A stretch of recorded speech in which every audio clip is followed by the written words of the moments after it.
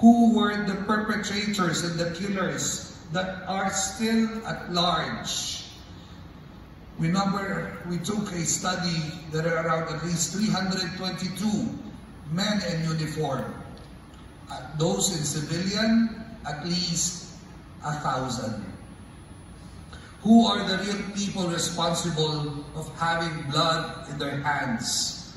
How were they killed? Who will continue to begin these studies, this research, this investigation? That is why I strongly propose and support the creation of the EJK Truth Commission.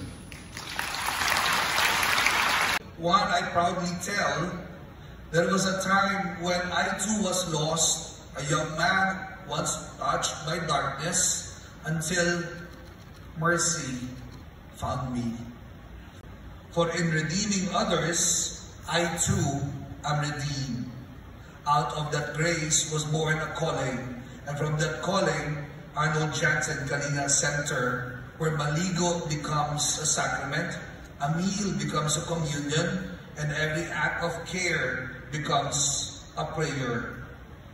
In appearing in the news, they appeared judged, maltreated, and even branded as people who fought back, even if it were lies.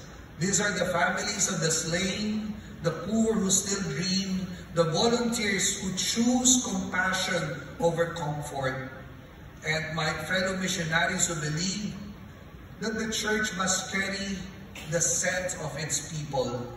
And to those who still doubt that goodness can win, look again.